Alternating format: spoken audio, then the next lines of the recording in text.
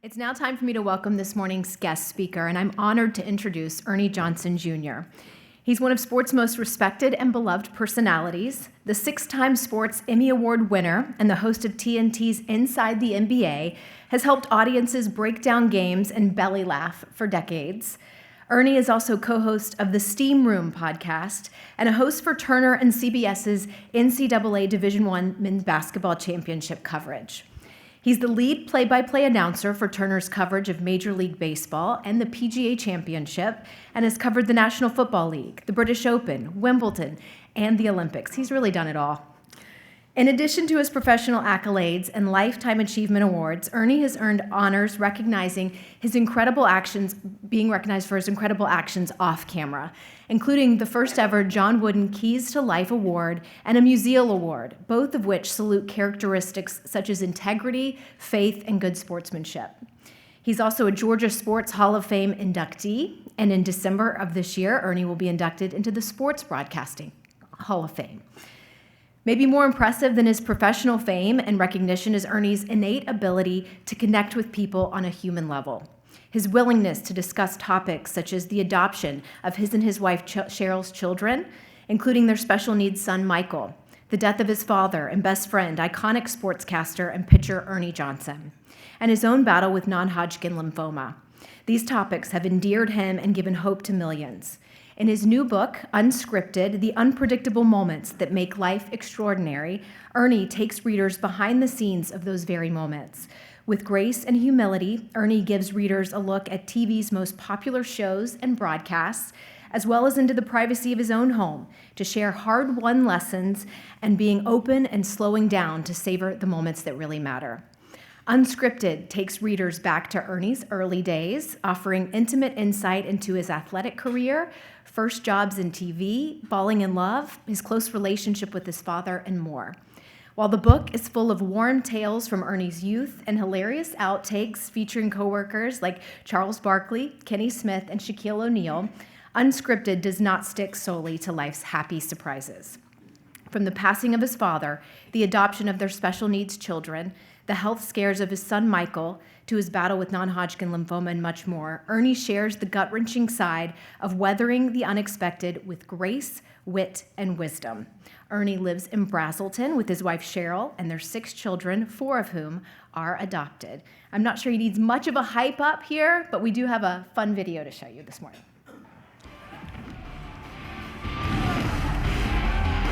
Still to come tonight on TNT, Game 2 of our double dip. The Cyborg, huh, Chuck? That's the Cyborg right away. Leonard and the Clippers taking on the Suns in Phoenix. Shaq has been in his element here tonight.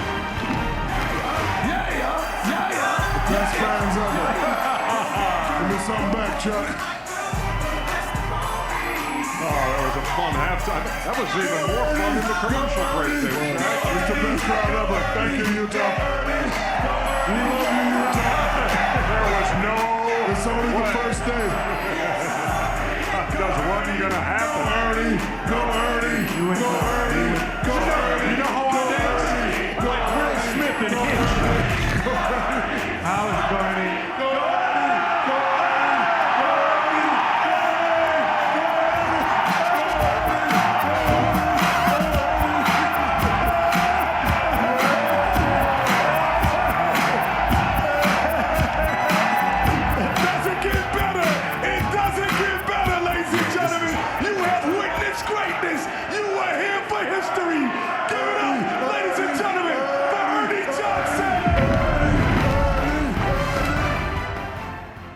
They don't have any fun on there, do they? Please put your hands together and help me welcome our guest speaker this morning, Ernie Johnson, Jr. On a credit card, family, all in this together, family, we're taking a chance, family, blackbirds of a feather, family, got my shoes in dance. A little walk-up music there is Drew Holcomb and the Neighbors, Family, because we're going to be talking about family this morning. I'm honored to be here. Thrilled that John Bell would ask me to come down from Brazelton and hang out with you all for a little while. And let me say first, just thank you. Thank you for being here. Thanks for taking the time. Thanks for being invested in this dream. I like to, when I speak, I kind of like to move around, I kind of like to wander, kind of like to show pictures, kind of like to tell stories, because I think what we've all been through in our lives, there are lessons to be learned, lessons to be shared. And on a day like this, when we're talking about helping families, I've kind of been down that road, and so I see the need. And it's one thing to have a need, it's another to have folks step up and say they want to be part of it. So again, thank you much for being here. I'm going to talk to you about BlackBerry moments. See this picture right here? This was taken back in the mid-'60s. Not too far from here, over near Dunwoody, Murphy Candler Park. We have baseball fans in here? Got a pretty good baseball team in the city, by the way. So here's what happened. I'm playing on this team called the V's back in 1965. Why we were called the V's, I have no idea. But we had some hellacious games against the L's and the X's that year. It was tremendous stuff. And so I'm, again, told you I like to wander. So this is me right here. Very intimidating figure that I strike there as an 8 going on 9-year-old. So one day, we're playing this team and we've got the lead, and a kid on the other side hits a ball over that fence on a hop. It's a ground rule double. You baseball fans know what that is. So before the game can continue, we're ready to play, but then we look out there and we do not have a left fielder or a center fielder because they have jumped that chain link fence back there in search of the baseball. And so a bunch of us run out there and we can see the baseball. But about 15 feet over this way are the left fielder and the center fielder, and they're eating blackberries. And it was funny at the time, but as I got older and hopefully a little wiser, it became kind of like a modern day parable for me. Because the more I thought about that, the more I thought, you know what? What happened that morning when I was 8 years old has meaning for me as I'm now, well, I'm really old. But you have to be willing to step away from the game to enjoy the BlackBerry moments. And the BlackBerry moments are those unpredictable, unforeseen moments that are so sweet, they can be life-changing. But you gotta be able to step away from the game sometimes to see them. See, if our left fielder and center fielder were just dialed into that game, you know, mom and dad probably said, this is the biggest game you're gonna play this year, you better be on your game.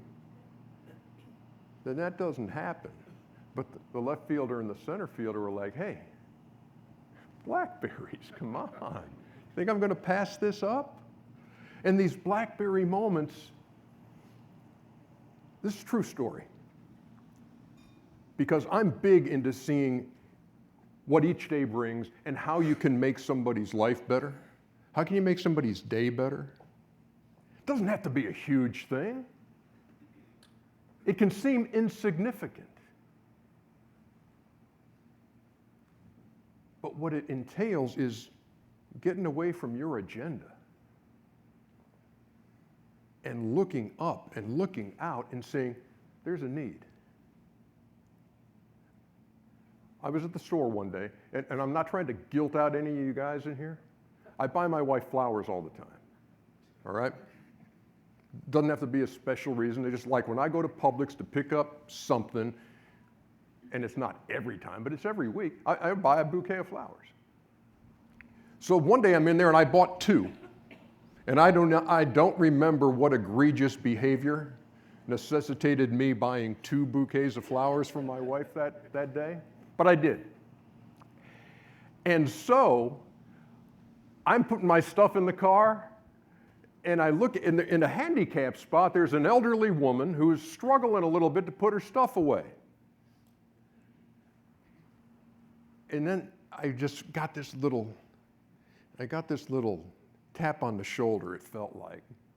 You know, sometimes it's a little nudge, it's a prompt. And it's like, you've got 2 bouquets. Give one of those to this woman who's in the handicap spot. Okay. So I did. So I walked over to her. And I said, this is not going to make any sense to you, but I'd like you to have these. And you know what she said? I lost my husband a year ago today and haven't gotten flowers since. It's a true story. That happened.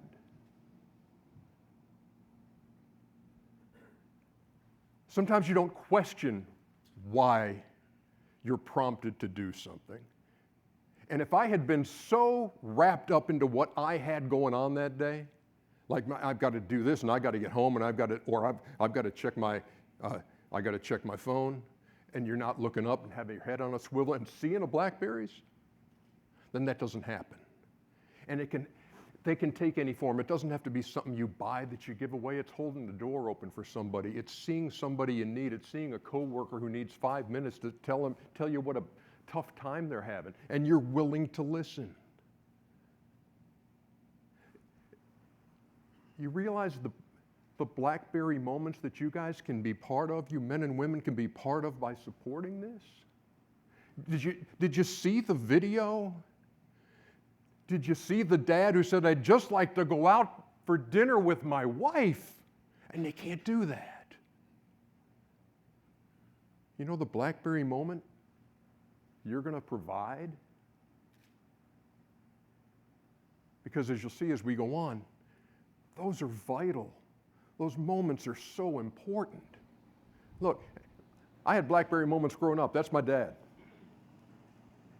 Every time I show that picture, I tell you, he's the man I always looked up to.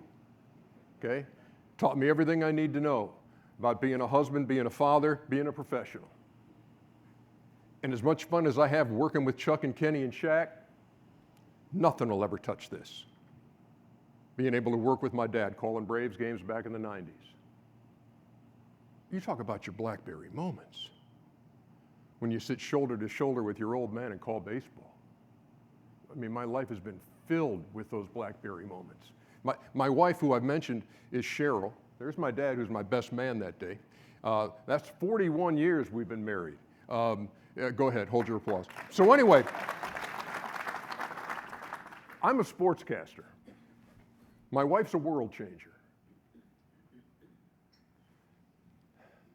Because in the course of those 41 years of marriage, we've had this family of 6. So we had 2 kids, Eric and Maggie. Here's Eric. Good-looking kid. Maggie, who's a teacher at Buford High School right now. And the rest of them, so we adopt this guy. That's Michael. That's Carmen from Paraguay. When we were in our 50s, we adopted Ashley and Allison out of foster care in Cleveland. Yeah, we're crazy. Yeah, when we're 50ish, and we add to the family. But this is why the walk-up song is family, because that's what we're invested in. And I want to spend some time with the kid in the wheelchair, because here's what happened one day. I come home from work, and Cheryl says, you know what we need to do?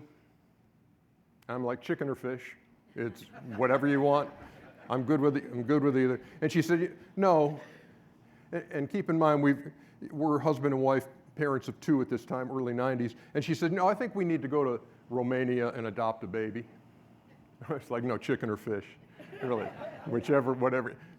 And she explained to me she had watched this special on ABC 2020 about these kids in Romania after the revolution who were just being warehoused. Especially in the special needs kids, just forgotten. So we researched this and we decided, okay, we're going to do it. We're going to go unscripted because we're living the scripted life, right? Husband and wife, boy and a girl. Don't rock the boat. You got what everybody wants. So Cheryl goes to Romania. I stay in Atlanta. I'm worried sick about her. This is 1990, 1991. We don't know how long she's going to be there. We have no idea if she's going to find a child that she's going to adopt or that we're going to adopt. It's not like, hey, here's a picture of a child, go to Romania, they'll be waiting, and you come right home. No, it's like, who knows what's going to happen? And she's more worried about our kids hanging with me for 2 months. You know, she's doing research on rickets and other things. You know, it's like, well, you know, because there wasn't a vegetable to be found. There was a lot of putt-putt and pizza for 2 months with me and Maggie and Eric. But here's the deal. She goes to the first orphanage she went to. And let me point out as I show this picture, my wife loves, and there's part of this picture she hates because she was having a bad hair year.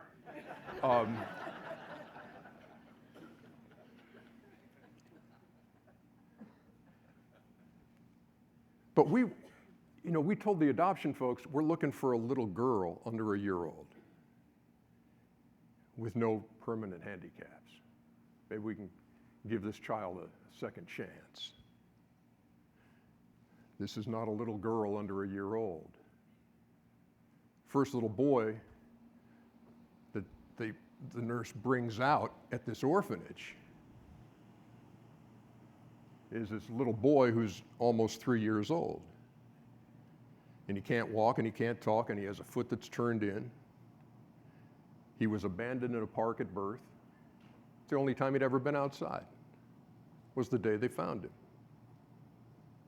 And you know what the nurse said to Cheryl Ann as she handed this little boy to her? You know what she said? Don't take this boy, he's no good.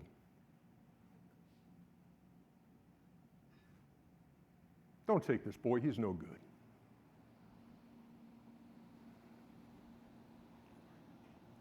There is a real risk when all you look at is the exterior. And you measure out, how does this child measure up to somebody who's totally healthy? Now, don't take this boy, he's no good. You know,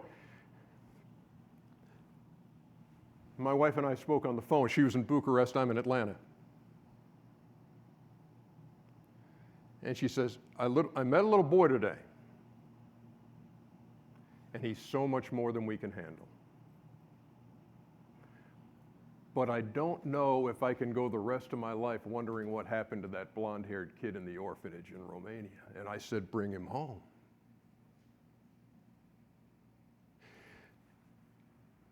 Sometimes you don't know where those words come from.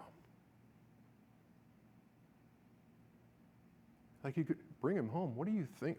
Did you think? No, sometimes there's a tap. Sometimes there's a nudge. Sometimes there's a prompt that says, no, your response to this is, okay, bring him home. Because there's some blackberries waiting to happen for this kid.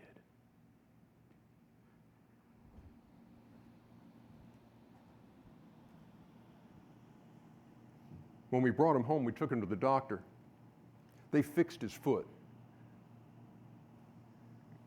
But he had all kinds of developmental delays. Had so much stuff going on. And then to add to that, after they fixed his foot and they put some leg braces on him and he started to walk, and then the doctor said, we don't like the way that looks. So then You take him in and they cut his leg open and they do a muscle biopsy, and then they come back and they tell you, you know, Mr. and Mrs. Johnson, I'm sorry, but Michael, he's got muscular dystrophy. He's got Duchenne. And I don't know if you know much about that, Mr. and Mrs. Johnson, but there's no cure for it.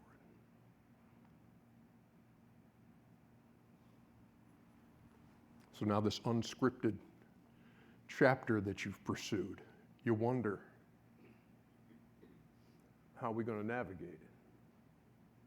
And you're wondering, you're saying, hey, Mr. Blackberry Moments, where are the Blackberry Moments now when you get news like that? I can tell you. Because all this entails is having people like y'all who see value. See, because this guy, Michael, eventually goes into a wheelchair. You know, we're told he won't get out of his teens. Eventually he's in a wheelchair, and eventually, here's one of these guys. Here's one of these guys who sees value and searches for value, and his name is Phil Beaulieu. He's a basketball coach at Mill Creek High School. Phil Beaulieu gave me a call one day. He said, I met your son today.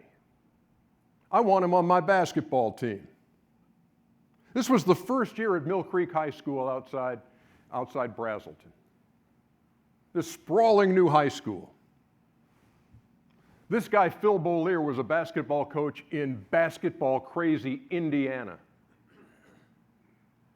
He moves down to football crazy Georgia to this high school. You know, sometimes you get a little tap on the shoulder, a little nudge, a little prompt that says, this is what you need to do. This is your next step. And for Phil Beaulieu, it was coming down to coach basketball at Mill Creek. And one day, as Phil told me, he heard this wheelchair in the hallways at Mill Creek High School, and he went in there and said, who is this kid? I just heard the wheelchair, and his teacher tells, that's Michael Johnson, he's Romania, and he's, look, to understand Michael, there were some like autistic tendencies to go with everything. Like he fixated on three things. He fixated on cars and on lawnmowers and vacuum cleaners. Those three things. He couldn't give a rip about basketball. But if he met you, in his kind of broken English, he would ask, what drive? Have a vacuum? What kind of lawnmower? And he would catalog that, and he would remember it forever. You could meet him one day, and 5 years later, because it happened all the time, 5 years later, you would see him again. Michael, you remember me? Toyota Camry. Leather interior. Snapper lawnmower. Has a Hoover wind tunnel. It was amazing. So the day that he met Coach Beaulieu, he quizzed him on his car and all that stuff. And then as Phil leaves the room, he hears this from Michael. He says, love you too, Coach. And see, the coach hadn't said, hey, Michael, I love you. It was his favorite thing to say. Love you too. So Phil says, I need this kid on my basketball team. And I'm saying, look, you see the wheelchair, it's not decoration, it's not a prop. Not going to help your team much. He says, no, I need him to teach my team two things. Maximum effort, because I know it takes every ounce of strength he has to get around, to drive the chair. Because with muscular dystrophy, the muscles don't grow, they just waste away. Eventually, you got no strength at all. He said, and I want him to teach having a heart for others, because when he hit me with that love you too as I was leaving the room, he said, that pierced me.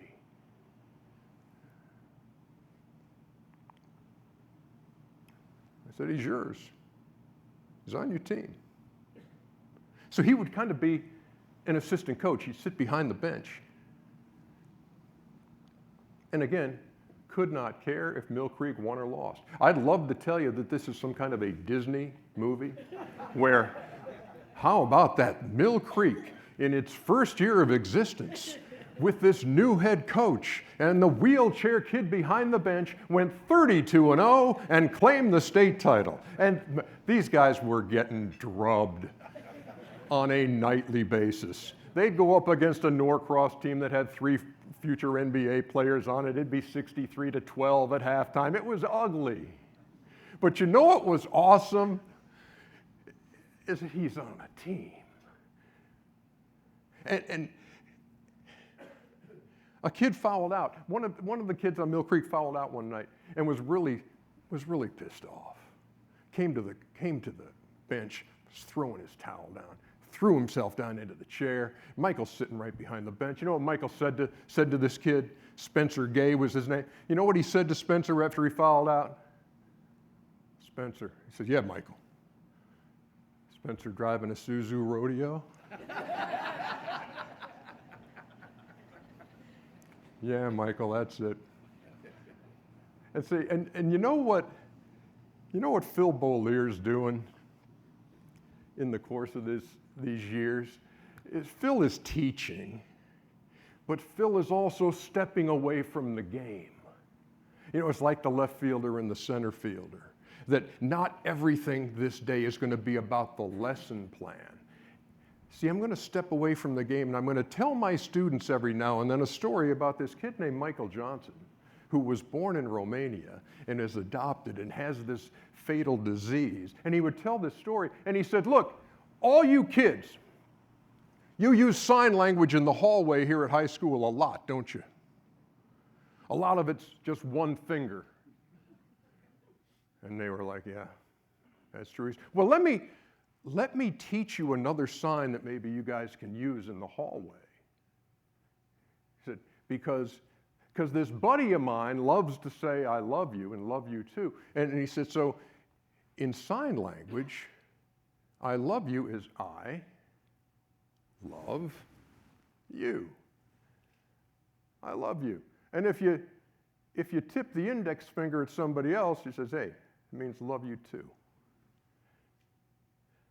So here's this great seeker of value, Phil Beaulier, this great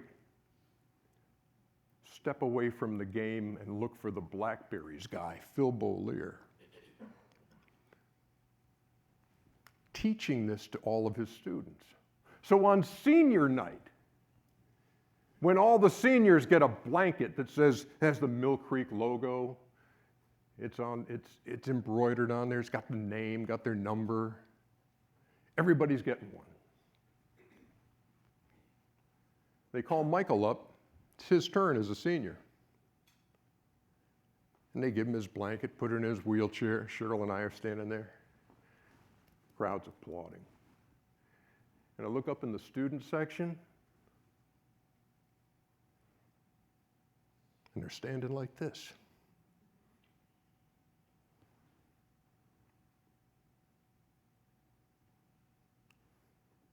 Yeah, don't take this boy, he's no good.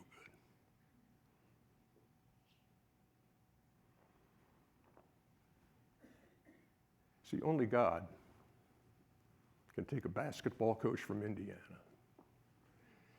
and an orphan from Romania and put him in a basketball court in Houston, Georgia, and teach love. I can't write that story. But that story was written, and this guy, this seeker of value, this Phil Beaulier, he got it. I don't know where you men and women, were going to be today, but something told you, I need to be at that breakfast that morning. I want to hear about this Life House. I want to be in. I want to see the value. I want to help those families. That's awesome. I salute you guys. And because there's value in everybody. And you remember the kid who fouled out? Spencer drives an Isuzu Rodeo. Crazy old Spencer called me like 10 years after he graduated. Here's Spencer right here. Still bummed out over fouling out against North Gwinnett. But he called me and he said, Mr. Johnson, I'm going to get married. And I said, well, Spencer, that is awesome. He said, I got to have Michael at my wedding. Can you imagine that? This kid who can't play basketball, but a kid who teaches these lessons. And these kids got it. And here they all are at Spencer's wedding. How good for the soul is that?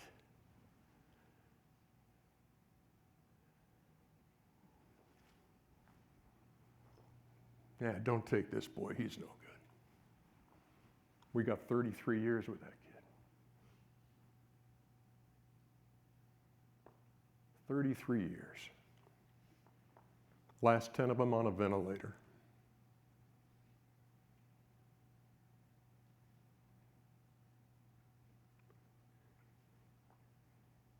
And so I know what it feels like when I saw the video from the dad about not having time with your wife, about the strain and the stress that goes with raising a child with needs that profound. I know. And look, I'll be honest with you, it got to the point after Michael passed that when Cheryl and I were able to go out together or take a trip together, which we couldn't do, we felt guilty. And then we started looking at it another way and said, you know what, every time we get to do that, it's Michael looking down saying, enjoy it. I realized what you guys did for years. What you'll be doing for families who are in this situation with kids with needs that profound, it can't be overstated.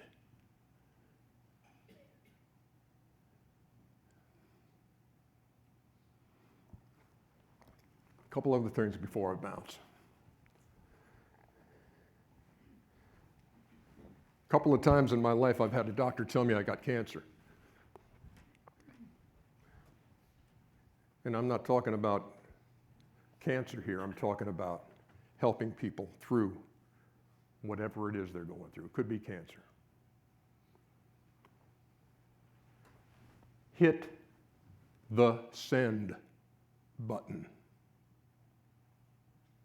4 words. Hit the send button. You know what that means? It means that like when you're sitting in a chair at the Winship Cancer Institute and you're getting a drip and you're in there for 5-6 hours of chemo, there is nothing like seeing something on your phone or on your computer that's from somebody who hit the send button. And so I'm thinking about you, I'm praying for you, I'm pulling for you. It doesn't have to be much, it's just support.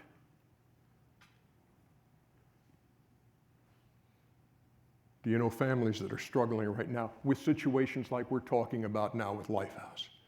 Do you know somebody? Have you told yourself, you know, I really need to reach out and tell them that there's somebody in their corner? I'm guilty of it all the time. Yeah, I need to do that. I'll get around to doing that. I wouldn't care if right now, if just mentioning that to you brought somebody to mind. Shoot, get your phone out. Do it right now. I don't care. Do it before you forget. It means the world. It's a BlackBerry moment. You know, so you may feel that tap. You may feel that nudge. You may feel that prompt. I really do need to get in touch. so they don't feel alone, so you don't feel isolated, so you feel like you got a support team. You're going to think all I have at my house is Little League pictures. But this is just another encouragement for you. These days, it is so easy to follow people that you, or keep up with people that maybe you'd forgotten about, isn't it? Like Facebook and everything else. It's like, wow, I haven't talked to him in a long, shoot. Gil Mend, who I played high school baseball with at Marist, reconnected with him because of Facebook. Joe Ferguson over there, another guy that I grew up with. But because of technology, you're able to kind of stay connected. This guy, this coach, is Roger Thompson. That's me next to Roger. So, the point of this story is to tell you and ask you to think of somebody who in your life was so influential, who had such an impact that you'd like to say thank you, but you just don't know where they are anymore.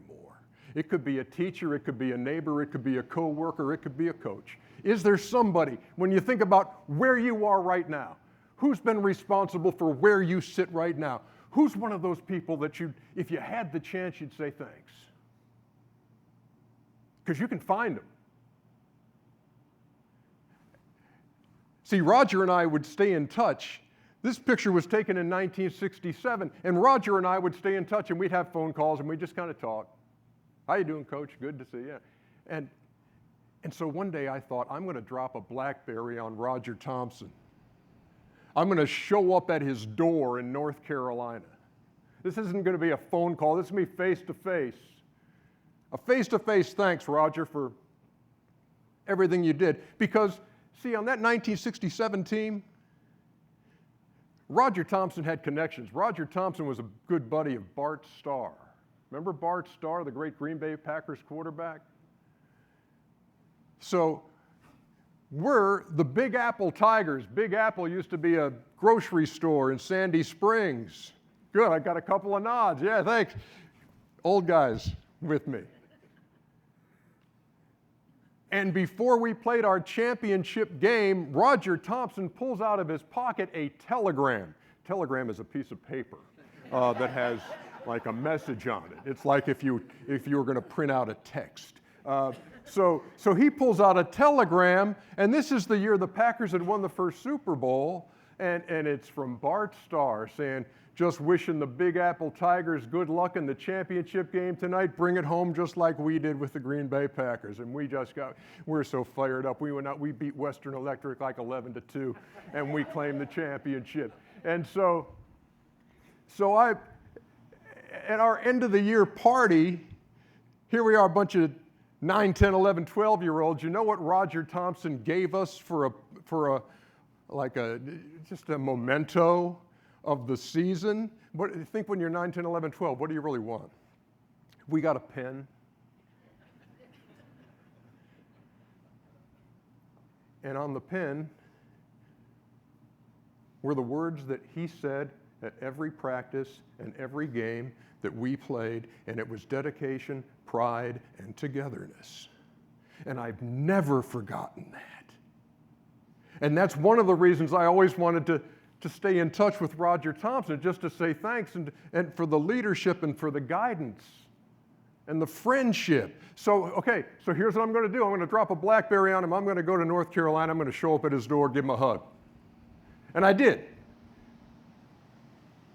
But Roger Thompson gets BlackBerry moments too. He understands. Because he said, hey, sit down here for 1 second. I'm in his TV room where he watches basketball. He said, I'll be right back. He comes walking back in, and he's got the championship trophy from 1967, and he says, take this home with you.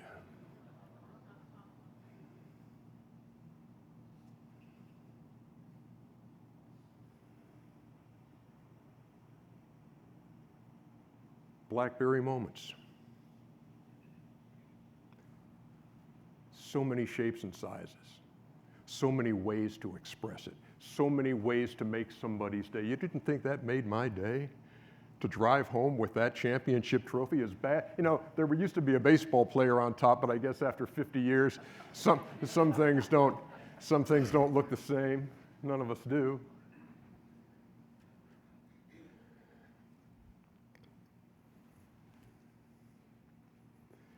There's something my dad taught me, or something I learned from my dad. It's that, and keep this in mind, parents, grandparents, kids have superpowers. They see and hear everything. They are constantly learning from you. Whether it's how you act when you're the last person in line at the store, or the traffic is bad, or you've had a bad day at work, or things at home are a little rocky, they're watching everything and they're learning from it. You know what else they're learning? What matters to mom and dad? Where were mom and dad this morning? They were at a breakfast for Lifehouse. They're trying to build this place so that parents with kids who are in tough shape can get just a little reprieve every now and then. What matters to you will matter to them.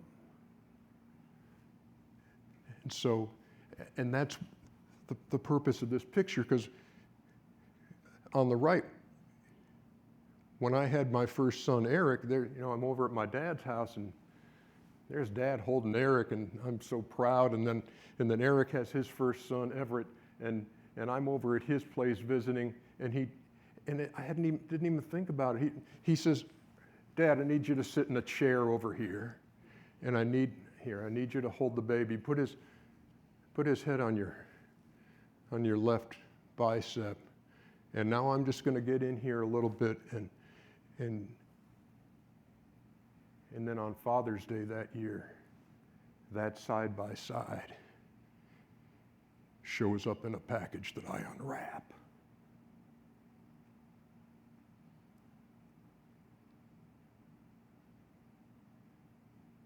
And you're made so aware of the awesome responsibilities that we have, the legacy we leave, the moments that tell you, hey, maybe you did it right. Maybe what you tried to impart, what my dad tried to impart with me and I'm trying to impart with my kids, maybe it's taken hold. And moments like that. There's not a BlackBerry big enough. And now I'm into this grandparent stage, and there's my oldest. As a few years ago, she's 8 now, but that message is timeless. That message is timeless. Trust God, period. Not trust God if, because I've been through it. Not trust God if the next test comes back when I'm at the Winship Cancer Institute. Not trust God when I get over this stuff. Trust God, period. Because He's taken me someplace maybe I wouldn't have scripted, but He's taken me someplace I need to be to form me into the person He needs me to be. So I'm hoping Katie will remember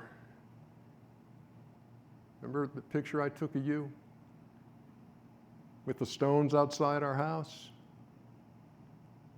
Keep that in mind.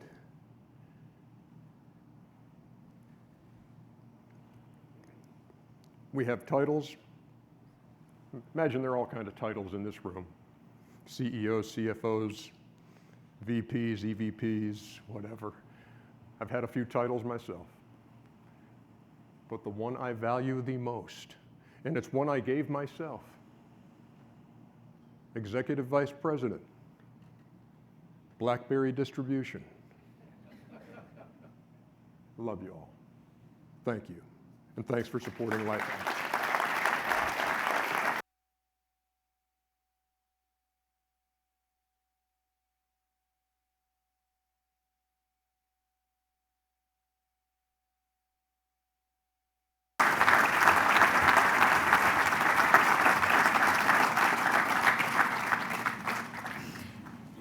Mr. Johnson, I know you told me to call you Ernie, but I can't help myself, Mr. Johnson. Thank you so much for your time and for your storytelling today. And thank you all for being here, for sharing your morning with us, being part of this inaugural Fall Breakfast for Lifehouse Atlanta.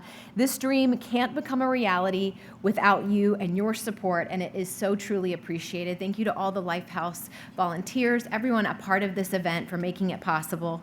On your way out, please don't forget to pick up a copy of Ernie Johnson Jr.'s book, Unscripted, at the registration table where you signed in. And because you did share your story with us this morning about the flowers and the bouquets, to end things this morning, I want to welcome up Gil Mend and John Bell, who have a gift for Mr. Johnson, 2 bouquets. 2 bouquets there, one for his wife Cheryl and one to gift to someone else. Thank you again so much for being here. Have a wonderful rest of your day.